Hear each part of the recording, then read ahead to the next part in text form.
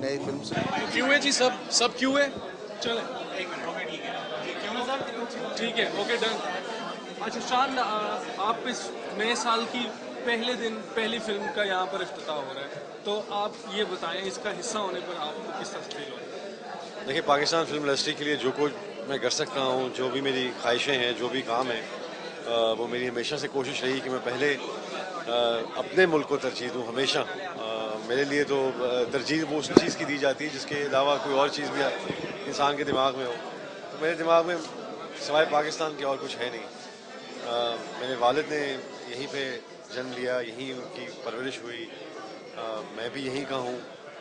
मैं यहाँ से जा नहीं सकता, ना मैं सोच सकता हूँ जाने का या किसी मेरे लिए अपना फ़न किसी और मुल्क में जाके बेचने का मतलब ऐसे ही है जैसे मैं अपने मुल्क के न्यूक्लियर असासे किसी और को दे दूँ। तो ये आप इस कौम की, इस मुल्क का जो जो प्यार है, ये उसके एवज़ मुझे मिला है फ़न जो भी जितना भी है।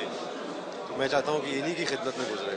आप पिछले साल आपने क्यों फैसला किया छोड़ने का, और इस साल आप दोबारा ज्वाइन क्यों कर रहे हैं? जी, दोबारा जॉइन की बात नहीं है, ना छोड़ने की बात है। छोड़ना मैंने इसलिए फ़ैसला किया है कि और ना ही मैं उस फ़ैसले से पीछे हूँ।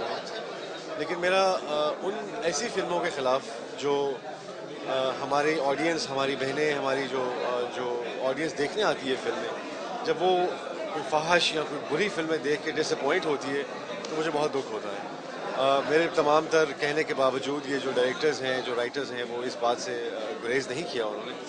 और एक वक्त ऐसा आया कि उन्होंने हुकूमत की एक मुहिम में शामिल होकर अपनी ही बनाई हुई फ़िल्मों को आग लगा दी। तो वो जो जिन फ़िल्मों को आग लग रही थी या जिन पोस्टर्स को आग लग रही थी, उन पर तस्वीरें हमारी थी। तो मेरा कहने का मकसद ये है कि जो करता है उसको भरना चाहिए, जिसने किया नहीं उसको भरना नहीं चाहिए। तो इस बात में मैंने इनसे कहा था कि मेरी जो मंजिल है वो आप शायद नहीं देख पा रहे हैं और ना ही मेरा रास्ता आपके साथ है। तो मुझे ऐसे डायरेक्टर्स की तलाश है जो टेलीविज़न में हैं, जो फ़िल्म में हैं, जो लिटरेरी सर्कल्स में हैं। मैं अमजद इस्लाम अमजद साहब और जितने ऐसे लोग हैं जो लिखते हैं फ़िल्म्स, टेलीविज़न के लिए लिखते हैं, प्लेज़ वगैरह। उनसे रिक्वेस्ट है मेरी कि जो जब भी कभी ज़रूरत पड़ती है फ़न की, तो यहाँ का फ़नकार जो है वो हमेशा टेलीविज़न को टाइम देता है। आज भी आप देखें तो हमारी बहुत सी ऐसे एक्टर्स हैं जिनको टेलीविज़न में हैं और टेलीविज़न के लिए काम कर रहे हैं, इस मीडियम के लिए काम कर रहे हैं। तो उनसे मेरी हमेशा से ये गुजारिश रही है कि वो भी फ़िल्म की तरफ आएँ और फ़िल्म को सपोर्ट करें।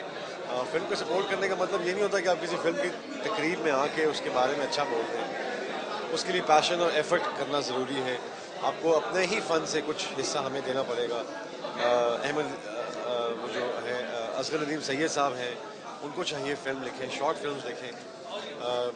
इंडिया में गुलजार साहब हैं, वो मेरा नहीं ख़्याल कि वो कम पढ़े लिखे होंगे। पता नहीं हमारे पढ़े लिखे लोगों को क्यों ऐसा फ़ील होता है कि उनको फ़िल्म नहीं बनानी चाहिए। इनको ज़रूर फ़िल्म बनानी चाहिए, इनको फ़िल्म लिखनी चाहिए। और ये वक्त है कि हम अपना जो आज जो हमारी आवाम है वो किताब से बहुत दूर हो गई है। तो इनके जो जो जो इनका जो कलाम है, जो ये लिखते हैं, उनको अब एक नए मीडियम की ज़रूरत है। तो मेरी इनसे गुजारिश यही होगी कि अब अपना फ़न जो है वो किताबों और टेलीविज़न से निकाल के फ़िल्म की तरफ थोड़ा लेके आएँ, ताकि फ़िल्म इंडस्ट्री खड़ी हो सके अपने पाँव पे। और जब फ़िल्म इंडस्ट्री खड़ी होती है तो उसका मतलब है कि आपकी जो आवाम है उसको एक ऐसा एंटरटेनमेंट का ज़रिया मिलता है जो तमाम तर प्रॉब्लम्स और तमाम तर जिस चक्की में हम पिस रहे हैं, चाहे वो बिजली जाना हो, चाहे वो गैस ना आना हो, चाहे वो हमारे घर बैठे रात को हम सोते हैं तो रेट कुछ और होता है, बिजली का, पेट्रोल का, चीज़ों का। और जब सो सो के उठते हैं तो शुक्र अदा करते हैं कि ज़िंदा हैं और साथ ही कोसते हैं उस वक्त को कि क्यों ऐसा होता है हमारे साथ। तो हम बहुत देर से इस तसलसल में फंसे हुए हैं। तो मेरे ख़्याल में अगर हम थोड़ा सा आवाम को रिलीफ़ दें और उसको फ़िल्म्स के ज़रिए जो उसकी अक्कासी करें, जो जो भी आप दिखाना चाहते हैं, चाहे जमहूरियत दिखाना चाहते हैं, चाहे इनकलाब दिखाना चाहते हैं, चाहे वो बहुत सी चीज़ें, जैसा मेरे वालिद को किसी ने कहा कि आप सियासत में आ जाएं, तो उन्होंने कहा कि नहीं, मैं फ़िल्में बनाऊंगा, सियासत नहीं करूंगा। इसलिए क्योंकि सियासतदान अपनी बात सुनाने के पैसे देते हैं और मैं अपनी बात सुनाने के पैसे लेता हूँ। तो मेरे ख़्याल में ये जलसे, ये बातें, ये सब बिल्कुल ठीक है, लेकिन मैं कोई ऐसा जलसा देखना चाहता हूँ जहाँ पे सारे स्पीकर्स जो हैं वो सियासतदान के ऊपर हो और माइक अवाम के हाथ में हो। तो ज़रूर ऐसा वक्त आएगा जब जमहूरियत सही मायने में आगे निकलेगी और ऐवानों में नहीं बल्कि सीढ़ियों में बैठ के फैसले होंगे। तो वो वक्त हमें देखना ज़रूरी है, क्योंकि हमें हर इंसान को उसका जो हक है वो देना बहुत ज़रूरी है। तो फिल्म भी उसी एक उस एंटरटेनमेंट का हिस्सा है। और शायरी हो गई, लिटरेरी संगीत हो गया, ये जितनी चीज़ें हैं ये इंसान को जो जिस दौर से हम गुज़र रहे हैं, हम अपने टैलेंट पे और हम अपनी चीज़ों पे होप लूज़ कर रहे हैं। आज इंडियन फिल्मों की भरमार है यहाँ पे। मैं कभी यही नहीं कहता कि उनको रोका जाए। मैं ज़रूर ये कहूँगा कि हमें कोई एक ऐसा इंफ्रास्ट्रक्चर क्रिएट करने का मौका दिया जाए जिससे हम बैठ के अपनी बात मनवा सकें, अपना काम कर सकें। हर इंसान अपने फ्रंट पर लड़ता है, जुडिशरी अपने फ्रंट पर लड़ती है, आर्मी अपने फ्रंट पर लड़ती है। तो फनकार को भी उसके फ्रंट पर लड़ने की इजाज़त दी जाए। कोई ऐसी पॉलिसी बनाई जाए जहाँ पे बिजनेसमैन जो है वो यहाँ के जो सिनेमाज हैं उनमें इन्वेस्ट करें और सिनेमाज और से और सिनेमाज डेवलप हो। हम लोग पैसे नहीं मांग रहे हैं, हम पॉलिसी मांग रहे हैं। कोई ऐसा इंफ्रास्ट्रक्चर क्रिएट किया जाए जिसके ऊपर आने वाली नस्लें जो हैं वो कम से कम अपने कल्चर, अपना म्यूज़िक, अपनी चीज़ों को देख के फ़ख्र से ये कह सके कि ये मेड इन पाकिस्तान है। आज हम किसी के भी मुल्क का गाना गाते हैं, एंजॉय करते हैं। मैं उस एंजॉयमेंट के ख़िलाफ़ नहीं हूँ, ना मैं किसी और चीज़ के ख़िलाफ़ हूँ, लेकिन अपने आप को भूल के किसी और को याद करना जो है वो सिर्फ मुझे एक ही सूरत में नज़र आता है, वो ये है कि वो आप अल्लाह को याद करें। लेकिन उसके अलावा अगर आप अपना फ़न, अपना कल्चर, और अगर आप कलमा गो होने के बाद ओम शांति ओम का कलमा पढ़ते हैं तो मुझे कुछ समझ नहीं आती इस मामले में। बहुत सी वैल्यूज़ होती हैं इंसान की, हर इंसान की अपनी वैल्यूज़ है। मैं किसी के ख़िलाफ़ नहीं बोल रहा हूँ। जो जहाँ जाके काम कर रहे हैं वो अपनी मर्ज़ी से कर रहे हैं, अपनी सोच से कर रहे हैं।